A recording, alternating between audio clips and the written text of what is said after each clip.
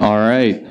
Well, welcome to my talk, Code Execution with JDK Scripting Tools in the Nashorn JavaScript engine. I'm Brett Hawkins. Just show of hands real quick. Who here is primarily on the offense, whether it's pen testing, red teaming, etc.? Raise your hands. Okay, how about defenders, whether it's security engineering, SOC, forensics? And how about purple teamers, a little bit of both? All right, so this talk should actually be good for everybody. So let's go ahead and get started. So just a disclaimer, this research was done on my own personal time, no way affiliated with my employer, all views and opinions are my own. A little bit about me, as I said, my name's Brett, born and raised here in Northeast Ohio, go Cavs. Been in InfoSec for about 7 years in the private sector, worked across some different industries. Did my undergrad here in Northeast Ohio as well at University of Akron. I did some postgrad work at SANS as well, and then I have some certs from SANS in offensive security. In my free time, enjoy doing security research, programming, sports, video games. So just an outline of how this talk's going to go. I'm going to give a high-level overview of the Java development kit. Very high level. I'm not going to go deep dive into the development kit, just give you a background. Going to talk about some JDK scripting tools that I found. Then I'm going to go through just a high level of the Nashorn JavaScript engine. Again, just kind of a high level, give you a background. Then I'm going to go through actual practical usage and examples from an offensive standpoint. After that, I'm going to show you the defensive side and some detective and preventive controls that you can use to try to detect and prevent these tools. And then I'm going to have some demos after that, and then I'll take any questions you guys have. All right. So Java Development Kit, what is it, right? It's a fully featured software development kit for Java. Includes the Java runtime environment as well. You can pretty much compare it. I was trying to think, okay, what can I compare it to? You can kind of compare it to the .NET Framework SDK for developing .NET applications. What you can kind of compare it to. So what's the difference between the Java Development Kit and the Java Runtime Environment, right? So Java Development Kit is typically used if you need to do Java programming. Also, if you have something like a Java web application running on a server, it might need to have the Java Development Kit installed. The Java Runtime Environment, it's just a virtual machine where Java programs run on. It could be browser plugins for like Java applets. This is used only if you need to be able to just run Java programs or in a browser. Your regular users just need the Java runtime environment. Bob from accounting does not need the Java development kit installed on his machine. He just needs the Java runtime environment. If you look at the JDK version history, starting with in 1995, the JDK beta, and I got this from Wikipedia. So starting in 1995 all the way to 2018, right? So Java 10 released in I think like March of this year. So this kind of lays out the version history. What we're going to be focusing on as far as JDK versions with these tools and the Nashorn JavaScript engine is going to be starting with Java 6. Java 6 is when you'll see one of the tools was introduced, and then the Nashorn JavaScript engine is when it was introduced here at Java 8. So that's kind of where we're going to focus. You know, nothing before Java 6. All right, so again, that was just a high-level overview, the Java Development Kit. I wasn't going to go in super in-depth, just to give you a background. So now let's look at these scripting tools that I found. So how did I find these tools? What process did I use to find these tools? I was looking for signed binaries by Oracle that were installed with Java, either the Java Runtime Environment or the Java Development Kit, that contained at least one of three criteria I was looking for. I wanted something that I could use as a file downloader. I wanted something that I could execute system commands with, and I wanted something that could execute interpreted code either locally or remotely. So that was the three things I was looking for. I didn't have some crazy script that I was running to try to identify the binaries and stuff. The process I literally did in the Oracle binaries that were installed, I went one by one. I looked at them, I Googled them, and I looked them up on Oracle's documentation. That was my process, okay? So I literally looked at documentation for each of the binaries and saw if they met at least one of my 3 criteria I have there. And I found 2 of them that did, and those are the ones I'm going to be going over today. First one, JRUNSCRIPT. This is awesome. So it's a command line scripting shell. It's installed with the Java Development Kit, Windows, Linux, Mac OS. You can use it to execute code interpreted by supported JavaScript engines. Now, it was installed starting with Java 6. I told you from a version history standpoint, we're going to focus starting with Java 6. So it was installed with the Java Development Kit starting with 6. And right here, you'll see a snippet. This is from Oracle's documentation. It says that it is unsupported and experimental in nature and should be used with that in mind. It's been saying this since Java 6. Java 10 that was released in March, it is still listed as experimental and unsupported. So I don't know. They're keeping it around, which is fine with me. So yeah, that's kind of high level what JRUNSCRIPT is. So I found this in Oracle documentation, and I was looking through, and one of these switches caught my attention, and that's the one highlighted here. So the -E switch, so evaluate a given script. I was like, okay, so does that mean I can like pass it code in line and it'll execute it for me? Are there some sort of like functions I can pass it to perform some sort of like native functionality, right? And that was exactly the case. So when I did a little more research with the -E switch, there are actually global functions that can be interpreted with this -E switch. So like I said before, I was looking for something that could execute system commands, execute code, execute interpreted code locally or remotely, or a file downloader, right? So out of those functions, I found these 4 that satisfied all those criteria. So the first one here is a cat function. So it simply can read a content of a file, but what I really liked was the fact that it said URL. So that means I could use it as a file downloader. Same thing with the copy function, right? So it can copy a file, URL, or stream to another file or stream. So URL was a keyword, so I was like, okay, I think I can use cat and I can use copy as both as a file downloader. The next one's pretty self-explanatory, exec, right? So I can simply give it a system command, whether it's on Linux or whether it's on Windows, and it'll execute that as a child process. The fourth one is my favorite one. This one loads and evaluates JavaScript code from a stream file or keyword URL. So what that means is I can pass it a URL with a JavaScript file, and it's going to remotely run that script. And it's going to do it without dropping it to disk. So again, these are the global functions that really piqued my interest once I found that, oh, that -E switch, that's pretty interesting. So that was the first tool. The second one I found is JJS. JJS stands for Java JavaScript. Clever, I know. So it's just another command line scripting shell installed with the JDK on Windows, Linux, and Mac OS. So this was installed with starting with the Java 8, and it was installed. It came about the same time as the Nashorn JavaScript engine did. And again, if you look at Oracle's documentation, this is a snippet from it. It says, JJS runs the Nashorn command line script shell. Right below it, you still see JRUNSCRIPT says experimental. So I don't know if Oracle's plan is eventually to do away with JRUNSCRIPT and just use JJS. I don't know why they're keeping JRUNSCRIPT around as well. But so that's kind of what JJS is at a high level. So if you look at the syntax, I was looking at syntax. I was looking at documentation online. I didn't see anything honestly interesting. So when I looked at the 3 criteria, I could not use it as a file downloader. I could not use it to execute system commands like I could with JRUNSCRIPT. The only thing I could do with it is I could execute interpreted code locally. So you can pass it, and you'll see in these examples I'm going to show, you can pass it local path to a JavaScript file that's written in like Nashorn JavaScript. Again, I'm going to but the only functionality I really thought was good was the fact that you can execute interpreted code locally with this. So I was kind of disappointed at that, but at least we still have JRUNSCRIPT.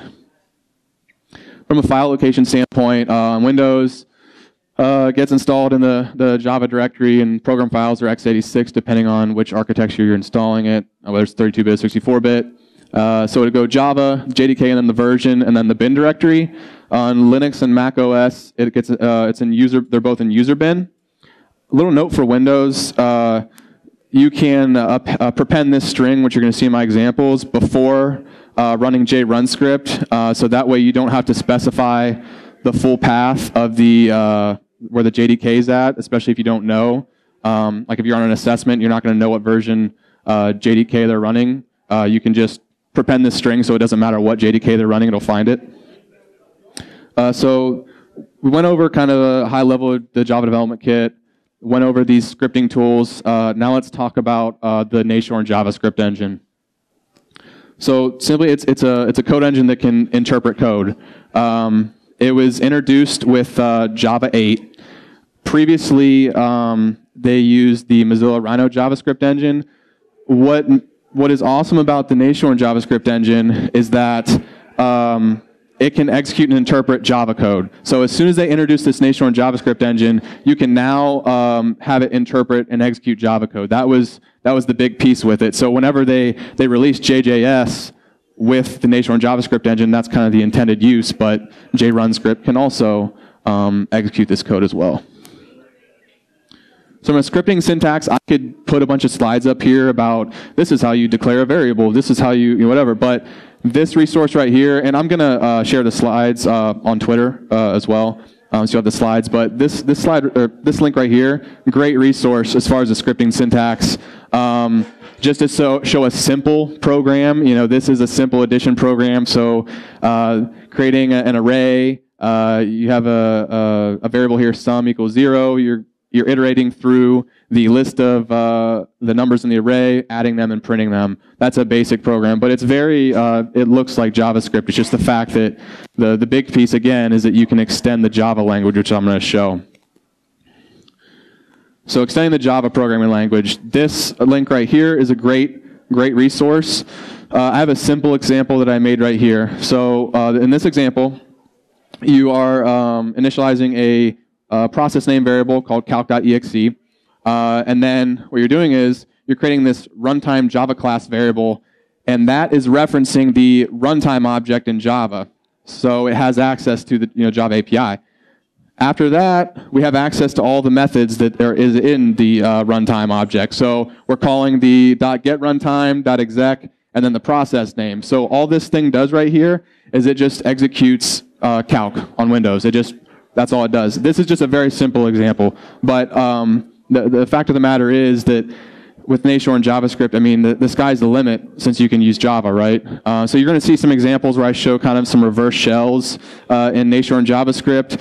You could definitely write your own custom Nashorn JavaScript agent if you have like a custom rat. For example, like Dave Kennedy's Trevor C2, I'm actually working on a Nashorn JavaScript agent right now for that, right? So it's the fact that you can use Java makes this very extensible.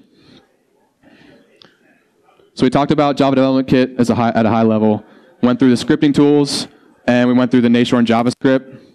Now let's take a look at some practical usage and examples for the offense. So I talked about file downloader, right? So there's the cat function, and there's the copy function, right? So I have a screenshot here and a link as well, so you can copy and paste.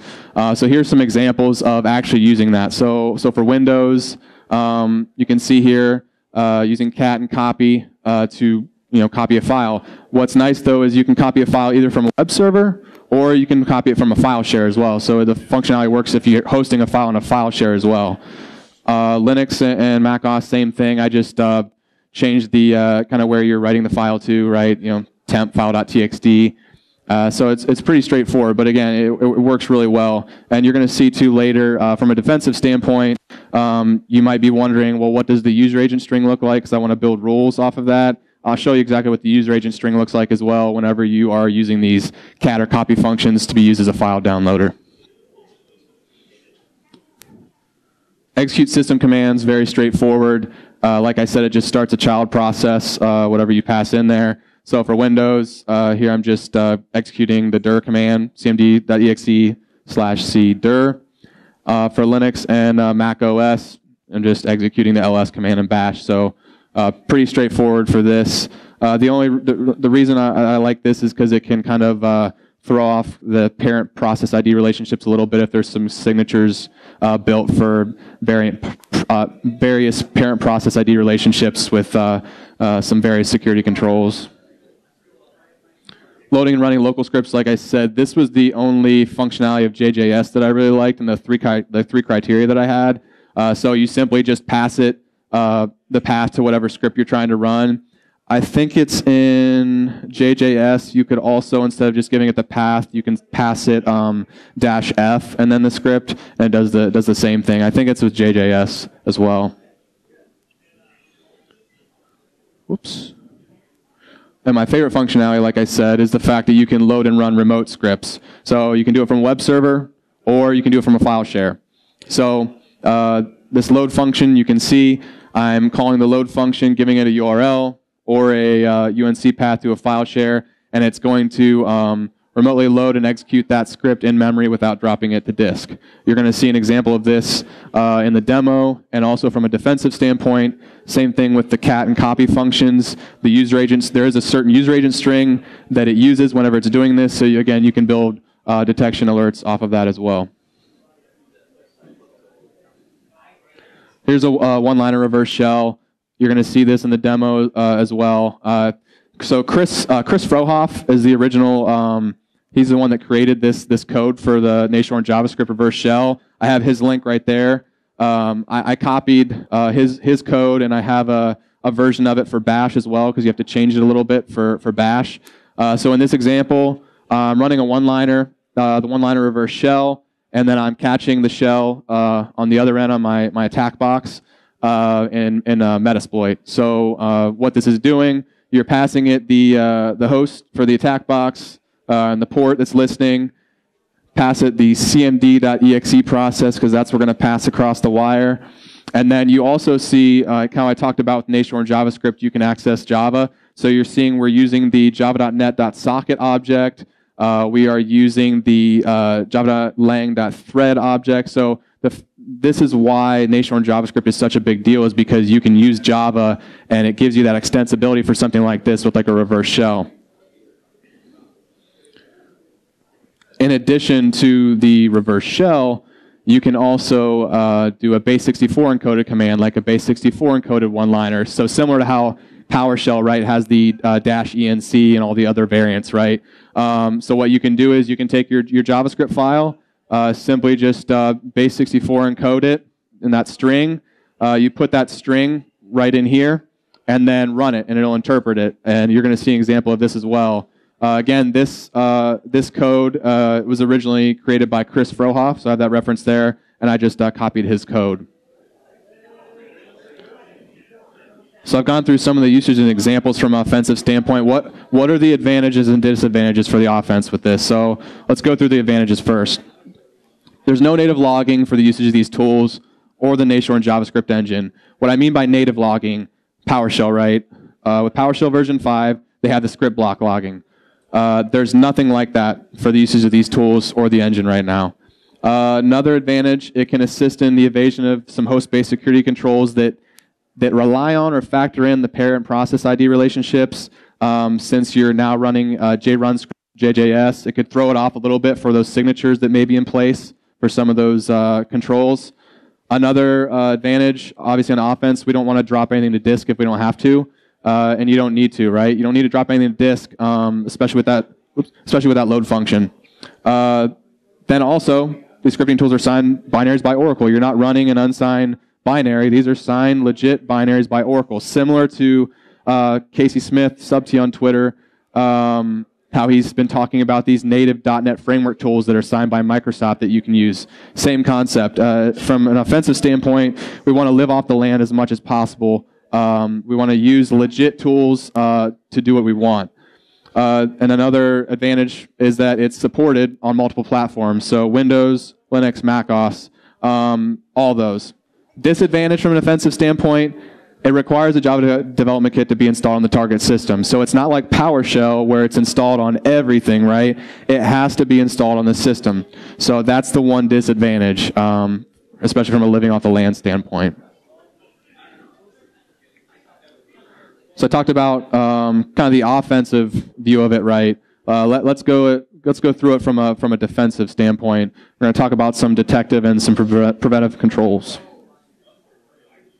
So what we're going to talk about from a detection standpoint is full command line logging, some user agent string monitoring, process monitoring, and then from a prevention standpoint, go through application whitelisting, and then simply uninstalling it. Now for the host-based controls, I'm just going to focus on Windows. I'm sure they're on like Mac or Linux, there's some things you could do, but for like the host-based stuff, I'm going to focus on Windows. That was a great game. It was great. I wish that happened again this year, but hopefully it'll happen next year. LeBron, please stay. All right. So from a detection standpoint, full command line logging, sysmon is great. So what I have here, I just had a default install of sysmon, and you can see here. There's my full command line that I'm running. The load function, right? So there's a process create. There's exactly what I'm executing. Everything's right there.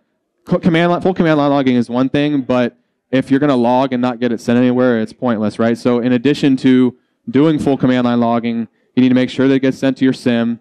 You need to make sure that alerts get put on it as well. So that's just something to keep in mind, that if you're going to log, make sure it actually gets sent somewhere and that you can build alerts off of it. Another piece for detection, so this is network-based security control, user agent string monitoring. So I mentioned that the cat function, the copy function, and the load function all have a user agent string that they use whenever they're performing that remote activity. So what the user agent string looks like, it will I have it highlighted here. It'll be Java and then slash and then whatever the is. So on the machine I was testing this on, it had JDK 9.0.4. So the user agent string when I was using those utilities was Java slash and then 9.0.4. So you could implement rules for this like in your proxy to detect this user agent string. Similar to, CertUtil's gotten a lot of attention lately from something Casey Smith found as well. CertUtil uses a specific user agent string that you can easily key off of. Same concept here. You can key off of the user agent string that's being used. Another piece for detective control is process monitoring. So if you have some sort of agent on the box that you can do process monitoring for malicious processes, you can look for processes that contain JRUNSCRIPT or JJS. Keep in mind, though, that if the attacker has privileges on the machine to rename those executables, that he could obviously rename them and use them with a different name. So just keep that in mind. Here's an example. I'm just using PowerShell to filter on JRUNSCRIPT, and then I'm outputting the process ID and then the full command line. Full command line is key whenever you're doing process monitoring. You don't just want the process name. You want the full command line to see exactly what it's doing. So you can see here the load function is being called, and I am filtering on that. From a prevention standpoint, application whitelisting, again, has gotten a lot of attention lately, especially with a lot of the research with some of the native Microsoft binaries you can use to execute C# code. Same thing with this. So implement a robust application whitelisting policy, including the blocking of JRUNSCRIPT and JJS. So like with AppLocker, for example, this is a snippet from Microsoft. And with AppLocker, it has some default executable rules. One of those is allow all users to run executable files in the program files folder. The problem is JRUNSCRIPT and JJS are in the program files folder. So if you're using the default rules, these are going to get past it. So you need to make sure you do something beyond just the default rules. I'm not sure from a Mac standpoint. I don't know if there's any experts on Mac as far as application whitelisting, but I'm sure there's something similar that you could do on Macs if your users are using Macs. And then simply uninstall it. I mean, like I said, Bob from accounting does not need the Java development kit installed. So if you have the capability to survey the software inventory in your enterprise, I would highly recommend taking a look at how many machines have the Java development kit installed. particularly the version as well. Like I said, the attacker can start utilizing the Nashorn JavaScript engine starting with JDK 8. But I would take a look at that and just uninstall it where it's not needed. So listen to Yoda. So I've gone through the Java Development Kit at a high level, went through the JDK scripting tools, went through the Nashorn JavaScript engine, went through some offensive use cases, some detective and preventative controls. Now I'm going to demo some of this, right? So I pre-recorded some demos to show you guys and talk through it.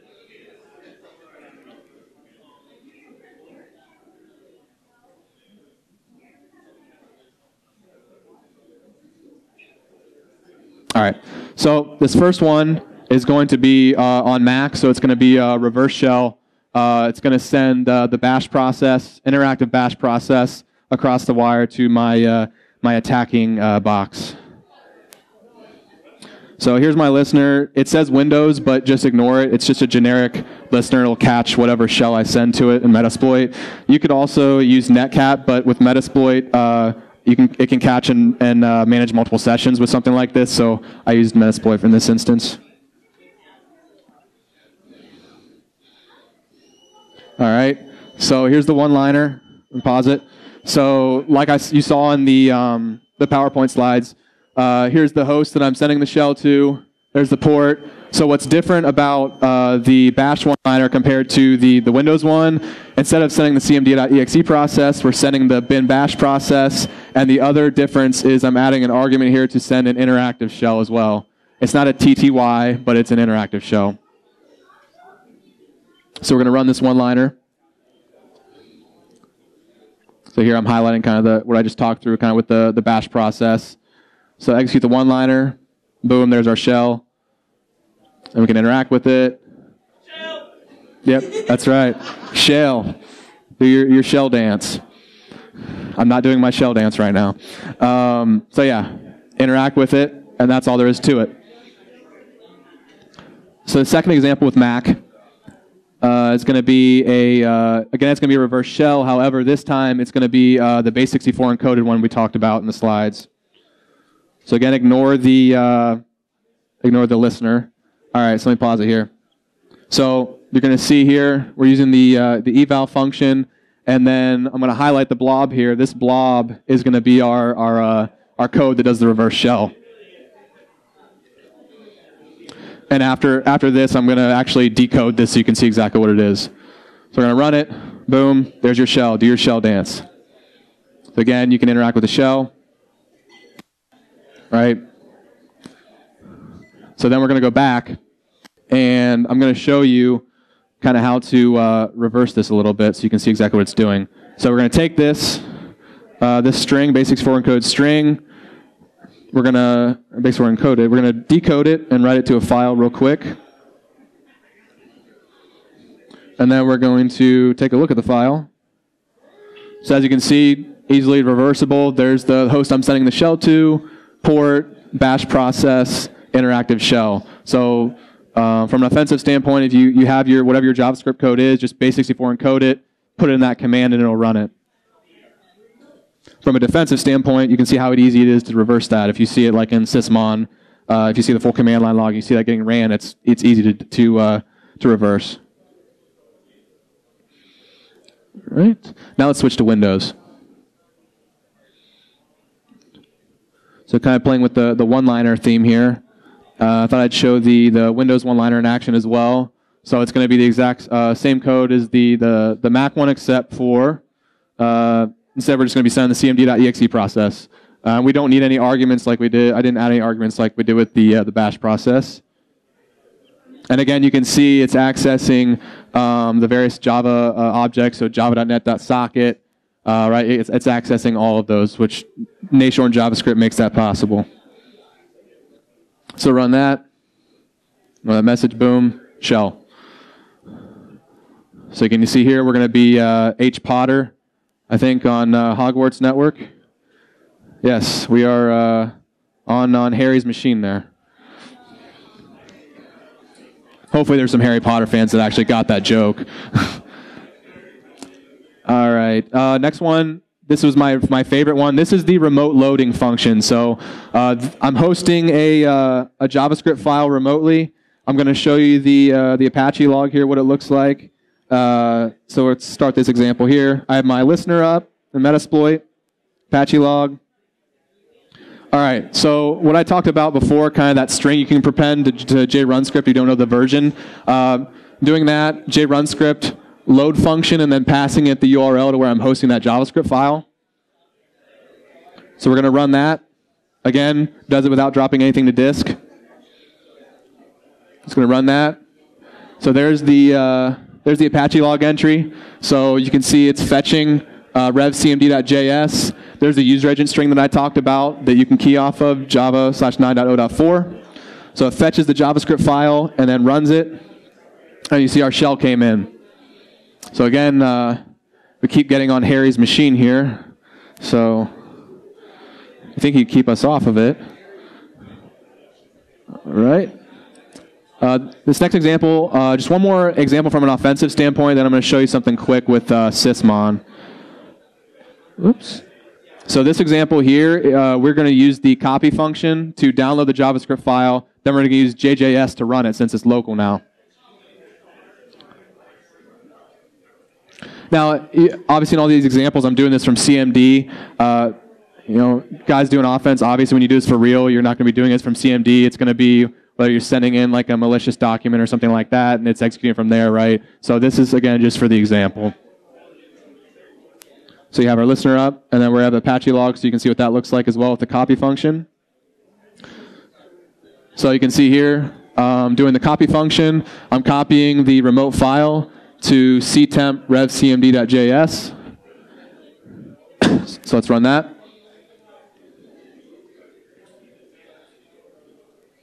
Again, run that. You can see the Apache log hit, revcmd.js. There's the user agent string.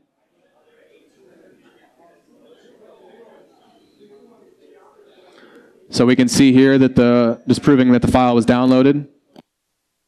And now the file is downloaded, we're going to use JJS to execute it to give us the reverse shell. Again, just pass. This is the only functionality that I thought was good with JJS. Pass it the JavaScript file. And there's our shell again. So yep, again, and proving we're on Harry's machine here. All right, so just went through some offensive demos here. I'm going to show you something really quick. So all that activity we just took on Harry's machine, let's see how noisy we were there. So have sysmon running a default install. So you can see here, I don't know how well you can see, there's that one-liner for the remote load that I performed. So it's all over here in sysmon, the parent process ID, so it came from cmd.exe. Again, need to get this sent to the sim to build some alerts off of it. So we were very noisy, obviously, there. And then we're going to look at a couple other commands that it saw. So now we're going to search for JJS. Let's see if it's what JJS looks like.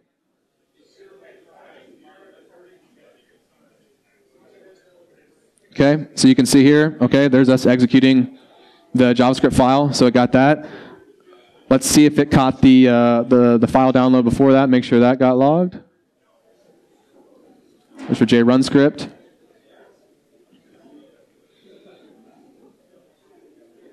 There's the copy function, so you can see exactly what we typed out. So we copied the remote file and saved it in ctemp.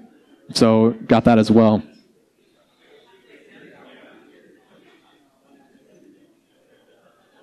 Okay. All right. So that's all I have for my presentation. My Twitter is up there, and also I recently just started a blog. I have a blog post on this very topic on there as well. I'll share my slides on Twitter early next week as well. With that, I'll leave time for any questions. Yeah.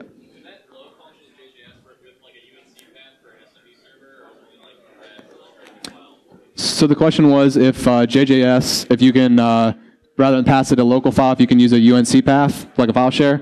That is something actually I did not test out with JJS. I think it should be able to, but I have to test it out. But rather than, yeah, for JDS, the local file, you should be able to give it a UNC path. So. Yeah. Right. Where the, sorry? The default install. Okay, yeah.